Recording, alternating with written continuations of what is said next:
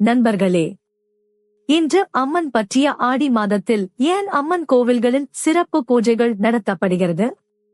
இந்த வீடியோ உங்கள் வாழ்க்கையில் நிஜமான மாற்றத்தை கொண்டு வரும்.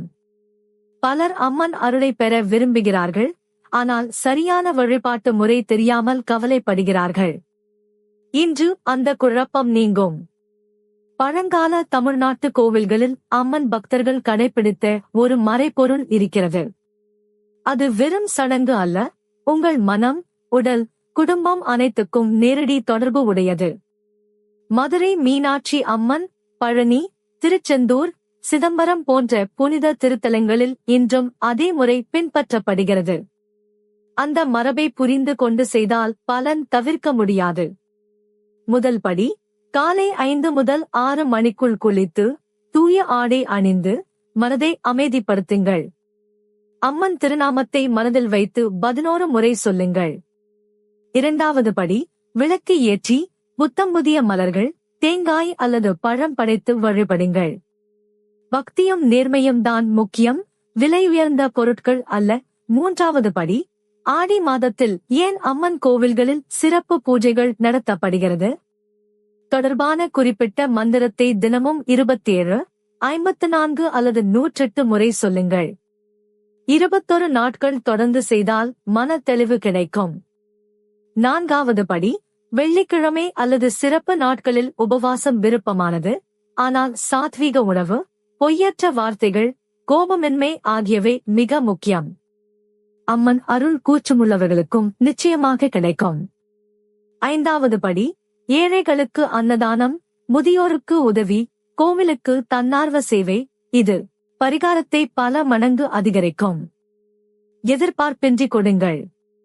ஆராய்ச்சியாளர்கள் சொல்வது, தினமும் 5 நிமிட பக்தி ஒலி கேட்பது மூளையை அமைதிப்படுத்துகிறது. மன அழுத்தம், தூக்கமின்மை, குடும்ப பிரச்சனைகள் படிப்படியாக குறையும். உண்மை கதை, சேலத்தில் ஒரு குடும்பம் பல ஆண்டுகள் கஷ்டப்பட்டது. அம்மன் விரதமும் நேர்மையான பூஜையும் தொடங்கினார்கள். வியாபாரம், உடல் நலம், மன அமைதி மெல்ல மெல்ல மேம்பட்டது. இன்னொரு கதை, கோயம்புத்தூரில் ஒரு இளம் தம்பதி குழந்தை வரம் வேண்டினார்கள். கோவில் மரபை பின்பற்றி கைமாறை எதிர்பாராத சேவை செய்தார்கள். மாதங்களுக்குப் பிறகு அவர்கள் மனதில் ஆழமான அமைதியும் புதிய நம்பிக்கையும் தோன்றியது. தவறான நம்பிக்கை மற்றும் உண்மை, அர்ச்சகர்கள் மட்டுமே சரியாக வழிபட முடியும் என்பது தவறு. இதயத்தில் இருந்து வரும் பக்தி போதுமானது, முறை நேர்மையாக இருந்தால் போதும். மற்றொரு தவறான நம்பிக்கை, ஒரு தவறு எல்லாவற்றையும் பாழாக்கிவிடும் என்பது தவறு. அம்மன் கருணை கடவுள். தாழ்மையுடன் மீண்டும் தொடங்குங்கள், அருள் தொடரும். இன்றைய செயல் திட்டம், இன்று இரவு தூக்கத்துக்கு முன் 5 நிமிடம் அம்மன் திருநாமம். நாளை காலை விளக்கு ஏற்றுங்கள். இந்த வாரம் ஒரு கோவில் வருகை அல்லது வீட்டு பூஜை அறை சுத்தம். பக்தர்கள் சொல்லும் பலன்கள்: தைரியம், மன தெளிவு, கடன் தீர்வு, திருமண நல்லிணக்கம், வேலை வாய்ப்புகள், உடல்நல நிலைப்பாடு. நேரம் ஒவ்வொருவருக்கும் மாறுபடும், பொறுமையுடன் நம்பிக்கை வையுங்கள். தடைகளுக்கான பரிகாரம்: சனிக்கிழமை எண்ணெய் விளக்கு ஏற்றுங்கள். அம்மன் அல்லது முருகன் கோவிலில் கருப்பு வஸ்திரம் படையுங்கள். 108 முறை வேகத்தை விட கவனத்துடன் உச்சரியுங்கள். குடும்பத்தில் குழந்தைகள், எளிய சுலோகங்கள் கற்றுக் கொடுங்கள். திருவிழா நாட்களில் அழைத்துச் செல்லுங்கள். மதிப்புகள் அடுத்த தலைமுறைக்கு சென்றடையும். கலாச்சாரம் வீட்டு பழக்கத்தில்தான் உயிர் வாழ்கிறது.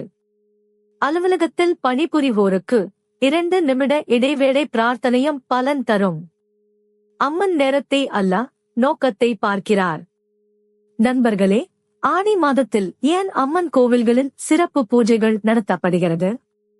இது வெறும் கோட்பாடு அல்ல, நாள்தோறும் செய்ய வேண்டிய பயிற்சி. சிறிதாக தொடங்குங்கள், 21 நாட்கள் தொடர்ச்சியாக செய்யுங்கள். ஆலய மணி சேனலில் சந்தா செய்யுங்கள். தினமும் கோவில் ஞானம், பரிகாரம், தல புராணம் வருகிறது. மணி சின்னம் அழுத்துங்கள், எந்த வீடியோவும் தவறாமல் காணலாம். கீழே உரையிடுங்கள், உங்கள் சொந்த ஊர் கோவில் பெயர் எழுதுங்கள். அடுத்த வீடியோவில் அந்த திருத்தலத்தின் சிறப்புகளை பார்க்கலாம். இந்த வீடியோவை குடும்பத்தினருக்கு பகிருங்கள். ஒன்றாக வழிபட்டால் பக்தி மேலும் மலரும்.